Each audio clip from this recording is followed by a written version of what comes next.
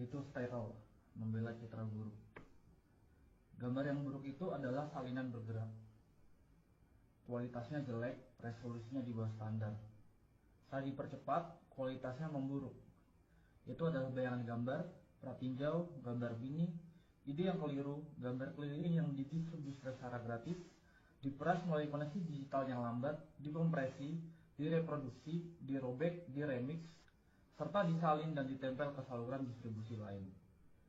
Citra berkualitas rendah adalah kain lusuh atau sobekan sebuah AVI atau JPEG. Kaum proletar rendahan dalam masyarakat kelas penampilan yang diberi peringkat dan dinilai berdasarkan resolusinya. Citra berkualitas rendah telah diunggah, diunduh, dibagikan, diformat ulang, dan diedit ulang. Ini mengubah kualitas jadi aksesibilitas, nilai pameran jadi nilai kultus, film jadi klip, kontemplasi menjadi gangguan. Citra tersebut dibebaskan dari brankas bioskop dan arsip dan didorong ke dalam ketidakpastian digital dengan mengorbankan substansinya sendiri. Citra berkualitas rendah cenderung ke arah abstraksi. Dia adalah ide visual dalam proses pembentukannya. Citra buruk tersebut merupakan generasi kelima yang ilegal, gambar asli yang terdistorsi. Silsilahnya meragukan. Nama filenya sengaja salah ijaz. Seringkali gambar ini melanggar warisan budaya, budaya nasional, atau bahkan hak cipta. Gambar ini diwariskan sebagai umpan, jebakan, indeks, atau sebagai pengingat akan bentuk visualnya di masa lalu. Gambar ini mengejek janji-janji teknologi digital. Tidak hanya seringkali terdegradasi hingga hanya menjadi buram yang terburu-buru. Bahkan orang pun ragu apakah gambar ini masih bisa disebut gambar sama sekali. Hanya teknologi digital yang mampu menghasilkan gambar yang begitu buruk seperti ini. Gambar yang buruk adalah hal yang lazim di zaman sekarang. Gambar-gambar yang terbuang dari layar, puing-puing produksi audiovisual, sampah yang terdampar di pantai ekonomi digital. Mereka menjadi saksi atas dislokasi, transfer, dan permintaan gambar yang penuh kekerasan. Percepatan dan peredarannya dalam siklus ganas kapitalisme audiovisual. Gambar-gambar yang buruk diseret ke seluruh dunia sebagai komoditas atau perwujudannya, sebagai hadiah atau sebagai anugerah. Mereka menyebarkan kesenangan atau ancaman kematian, teori konspirasi atau bajakan, perlawanan atau kebodohan. Gambar-gambar yang buruk menunjukkan hal yang langka, yang jelas, dan yang tak terbayangkan, yaitu jika kita masih mampu menguraikannya.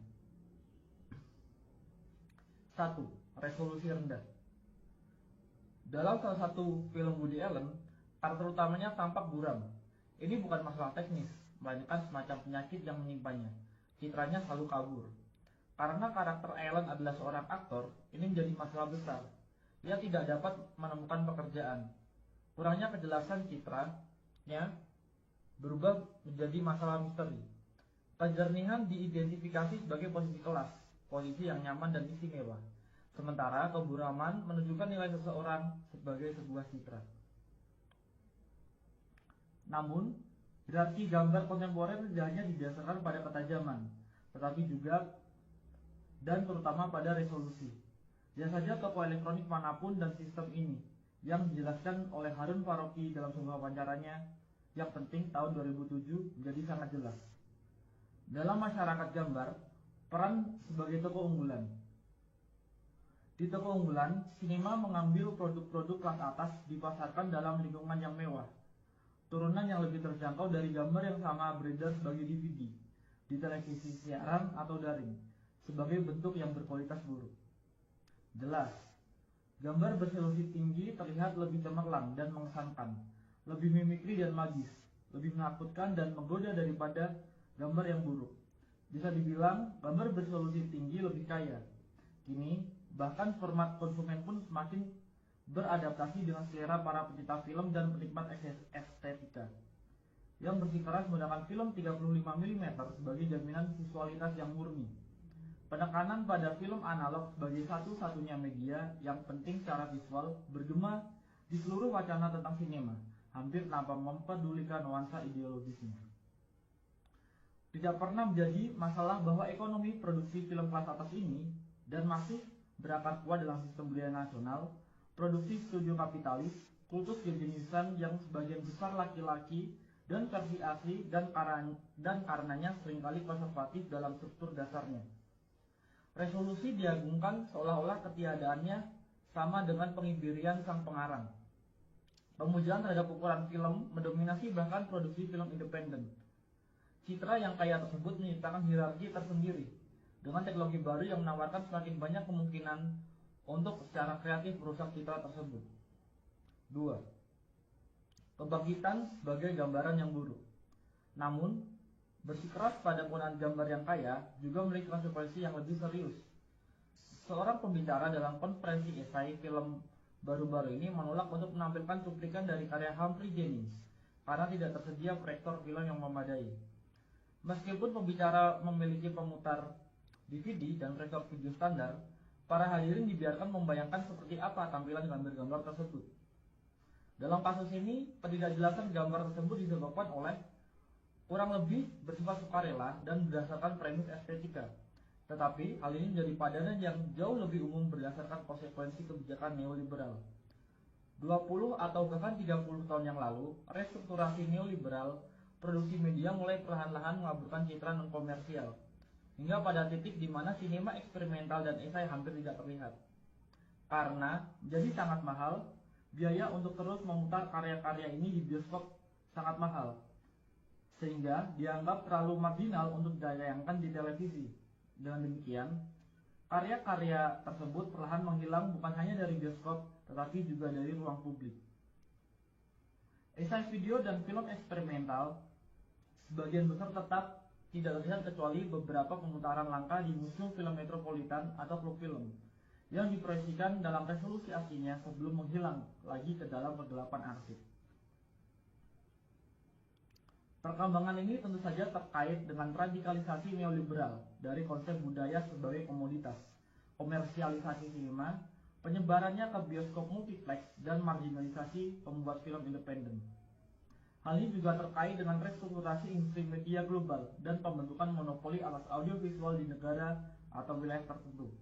Dengan cara ini, materi visual yang resisten atau non-konformis menghilang dari permukaan ke dalam ruang bawah tanah berupa arsip dan koleksi alternatif yang hanya dipertahankan oleh jaringan organisasi dan individu yang berkomitmen yang akan mengedarkan salinan VHS bajakan di antara mereka sendiri. Sumber untuk ini sangat langka. Aset berpindah dari tangan ke tangan bergantung pada informasi dari mulut ke mulut di dalam lingkaran tertentu. Dari teman dan kolega. Dengan adanya kemungkinan untuk melakukan streaming video online, kondisi ini mulai berubah secara dramatis. Semakin banyak materi langka muncul kembali ke platform yang dapat diakses publik. Beberapa di antaranya dikurasi dengan cermat, contoh UBU web, dan beberapa hanya berupa tumpukan barang, yakni YouTube. Saat ini setidaknya ada 20 torrent esai film Chris Marker yang tersedia secara online. Jika Anda menginginkan retrospektif, Anda bisa mendapatkannya. Tapi ekonomi gambar berkualitas rendah lebih dari sekedar unduhan. Anda dapat menyimpan filenya, menontonnya lagi, bahkan mengedit ulang atau memperbaikinya jika Anda merasa perlu, dan hasilnya beredar. File AVI buram dari karya-karya agung yang hampir terlupakan dipertukarkan di platform P2P semi rahasia. Video ponsel rahasia yang diselundupkan keluar dari museum disiarkan di YouTube. DVD saingan tontonan para seniman diperdagangkan. Banyak karya sinema avant-garde, esai, dan non-komersial telah dihidupkan kembali sebagai gambar berkualitas rendah, suka atau tidak suka. 3. Privatisasi dan pembajakan.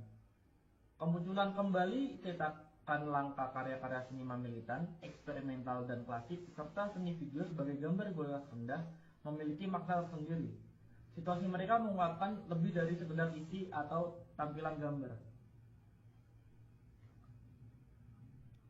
Hal ini juga mengungkapkan kondisi marginalisasi mereka, konstelasi kekuatan sosial yang menyebabkan peredaran mereka secara daring sebagai citra yang buruk. Gambar-gambar berkualitas buruk disebut berkualitas buruk karena tidak diberi nilai apapun dalam masyarakat kelas gambar. Statusnya sebagai gambar terlarang atau terdegradasi memberikan pengecualian dari kriteria tersebut. Kurangnya resolusi pada gambar-gambar tersebut membuktikan bahwa gambar-gambar itu telah dirampas dan dipindahkan. Jelas, kondisi ini tidak hanya terkait dengan restrukturasi neoliberal produksi media dan teknologi digital, tetapi juga berkaitan dengan restrukturasi pasca sosialis dan pasca kolonial negara-negara bangsa, budaya mereka, dan arsip mereka. Sementara beberapa negara bangsa dibongkar atau runtuh, budaya dan tradisi baru diciptakan, dan sejarah baru dibangun. Hal ini jelas juga mempengaruhi arsip film dalam banyak kasus. Seluruh warisan cetakan film dibiarkan tanpa kerangka pendukung budaya nasionalnya, seperti yang pernah saya amati dalam kasus museum film di Sarajevo. Arsip nasional dapat menemukan kehidupan selanjutnya dalam bentuk toko penyewaan video. Sayang, bajakan meremes keluar dari arsip tersebut melalui privatisasi yang tak terorganisir. Di sisi lain, bahkan perusahaan Inggris pun menjual isinya secara online dengan harga yang sangat tinggi. Seperti yang dicatat oleh Code Washun, citra buruk beredar sebagian karena kekosongan yang ditinggalkan oleh organisasi perfilman negara yang merasa terlalu sulit untuk beroperasi sebagai arsip 16 atau 35 mm atau untuk mempertahankan infrastruktur distribusi apapun di era kontemporer. Dari perspektif ini, citra buruk mengungkapkan penurunan dan degradasi esai film atau bahkan sinema eksperimental dan non-komersial apapun yang di banyak tempat dimungkinkan karena produksi budaya dianggap sebagai tugas negara. Privatisasi produksi media secara bertahap menjadi lebih penting daripada produksi media yang dikendalikan atau disponsori negara. Namun di sisi lain, privatisasi konten intelektual yang merajalela bersama dengan pemasaran online dan komodifikasi juga memungkinkan pembajakan dan pengambil alihan. Hal ini menimbulkan peredaran citra buruk. 4. Sinema yang tidak sempurna. Muncul citra yang buruk mengingatkan kita pada manifesto ketiga klasik untuk sinema yang tidak sempurna karya Juan Garcia Espinosa yang ditulis di Kuba pada tahun 1960-an. Espinosa berpendapat untuk sinema yang tidak sempurna karena menurutnya sinema yang sempurna secara teknis dan artistik mahir hampir selalu merupakan sinema reaksioner. Sinema yang tidak sempurna adalah sinema yang berupaya mengatasi pembagian kerja dalam masyarakat kelas. Ia menghubungkan seni dengan kehidupan dan sains, mengaburkan perbedaan antara konsumen dan produsen, penonton dan pengarang. Ia bersikeras pada identitasnya sendiri. Ketidaksempurnaan populer tapi bukan konsumerisme dilakukan tanpa menjadi birokratis. Dalam manifestonya, Espinosa juga merefleksikan janji-janji media baru. Ia dengan jelas memprediksi bahwa perkembangan teknologi video akan membahayakan posisi elitis para pembuat film tradisional dan memungkinkan semacam produksi film massal, seni rakyat. Seperti ekonomi gambar yang buruk, sinema yang tidak sempurna mengurangi perbedaan antara penulis dan penonton serta menggabungkan kehidupan dan seni. Yang terpenting, visualitasnya sangat terkompromikan, buram, amatir, dan penuh artefak. Dalam beberapa hal, ekonomi citra yang buruk, hal ini sesuai dengan deskripsi sinema yang tidak sempurna. Sementara deskripsi sinema yang sempurna lebih mewakili konsep sinema sebagai tokoh unggulan. Namun, sinema yang tidak sempurna, yang nyata dan kontemporer, jauh lebih ambivalen dan afektif daripada antisipasi Espinosa. Di satu sisi, ekonomi gambar berkelas rendah dengan kemungkinan distribusi global yang langsung dan etika remix dan apropriasi memungkinkan partisipasi kelompok produsen yang jauh lebih besar daripada sebelumnya. Namun, ini tidak berarti bahwa peluang-peluang ini hanya digunakan untuk tujuan progresif. Ujar kebencian, spam, dan sampah lainnya juga menyebar melalui koneksi digital. Komunikasi digital juga telah menjadi salah satu pasar yang paling diperebutkan. Sebuah zona yang telah lama mengalami akumulasi modern baru yang berkelanjutan dan upaya privatisasi besar-besaran, dan sampai batas tertentu berhasil. Jaringan tempat beredarnya gambar-gambar buruk tersebut jadi platform bagi kepentingan bersama yang baru dan rapuh, sekaligus medan pertempuran bagi agenda komersil dan nasional. Jaringan tersebut memuat materi eksperimental dan artistik, tetapi juga sejumlah besar pornografi dan paranoia. Meskipun wilayah citra berkualitas rendah memungkinkan akses ke citra yang terpinggirkan, wilayah ini juga dipenuhi oleh teknik komodifikasi paling canggih, meskipun memungkinkan partisipasi aktif pengguna dalam pembuatan dan distribusi konten. Platform ini juga melibatkan mereka dalam produksi. pengguna menjadi editor, kritikus, penerjemah, dan penulis bersama dari gambar-gambar berkualitas rendah. Dengan demikian, gambar yang buruk adalah gambar yang populer, gambar yang dibuat dan dilihat oleh banyak orang.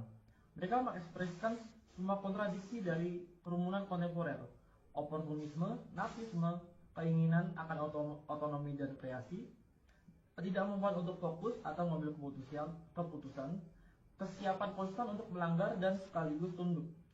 Secara keseluruhan, citra-citra buruk tersebut menyajikan gambaran sekilas tentang kondisi afektif kerumunan, neurosis, paranoia, dan ketakutan, serta keinginan akan intensitas kesenangan dan pengalihan perhatian. Kondisi citra-citra tersebut ini bukan hanya tentang transfer dan pemformatan ulang yang tak terhitung jumlahnya, tapi juga tentang banyaknya orang yang cukup peduli untuk mengkonversinya berulang kali, menambahkan subtitle, mengedit ulang, dan mengunggahnya. Dalam konteks ini, mungkin kita perlu mendefinisikan ulang nilai sebuah gambar, atau lebih tepatnya menciptakan perspektif baru untuknya. Terlepas dari resolusi dan nilai tukar, kita dapat membayangkan bentuk nilai lain yang didefinisikan oleh kecepatan, intensitas, dan penyebaran. Gambar yang buruk adalah buruk karena sangat terkompresi dan menyebar dengan cepat. Gambar tersebut kehilangan materi dan memperoleh kecepatan.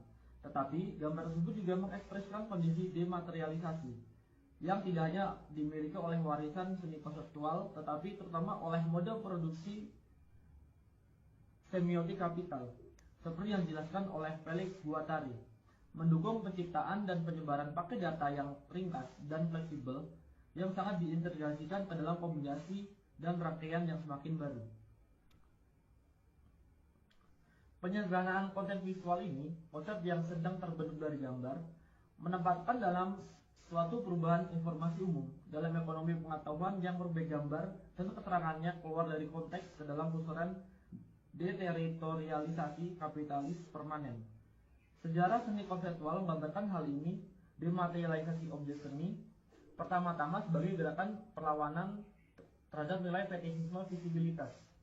Namun kemudian, objek seni yang telah didematerialisasi ternyata sangat cocok dengan semiotisasi kapital. Dan dengan demikian, dengan arti tertentu, pergeseran konseptual citra buruk. Dalam kapitalisme, citra buruk juga mengalami ketegangan serupa. Di satu sisi, ia beroperasi melawan nilai fetishisme resolusi tinggi. Di sisi lain, justru nilai mengapa ia akhirnya terintegrasi sempurna ke dalam kapitalisme informasi yang berkembang pesat pada rentang perhatian yang terkompresi, pada kesan daripada impresi, pada intensitas daripada kontemplasi, pada pratinjau daripada pemutaran. 5. Kawan, bagaimana ikatan visual Anda hari ini? Namun, secara bersamaan, terjadi pembalikan paradoks. Peredaran gambar-gambar berkualitas rendah menciptakan sebuah sirkuit yang memenuhi ambisi awal sinema militan dan beberapa esai dan eksperimental untuk menciptakan ekonomi gambar alternatif, sebuah sinema yang tidak sempurna yang ada di dalam maupun di luar dan di bawah arus media komersial.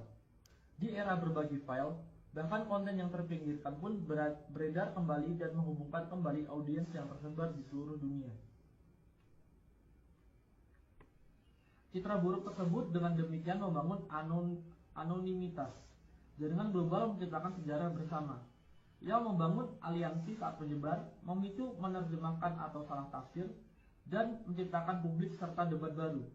Dengan kehilangan substansi visualnya, ia mendapatkan kembali sebagai kekuatan politiknya dalam menciptakan aura baru di sekitarnya. Aura ini tidak lagi didasarkan pada kekekalan asli, tetapi pada sifat sementara salinannya. Ia tidak lagi berlabuh ke dalam ruang publik klasik yang dimediasi dan didukung oleh kerangka negara bangsa atau korporasi, tetapi mengambang di permukaan kumpulan data yang sementara dan meragukan.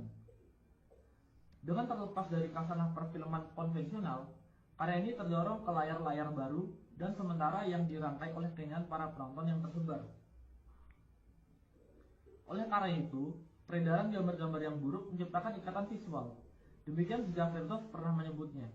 Ikatan visual ini menurut Vertov dimaksudkan untuk menghubungkan para pekerja di seluruh dunia satu sama lain. Ia membayangkan semacam bahasa adamik visual komunis yang tidak hanya dapat memberi informasi atau menghibur, tapi juga terorganisir para penontonnya.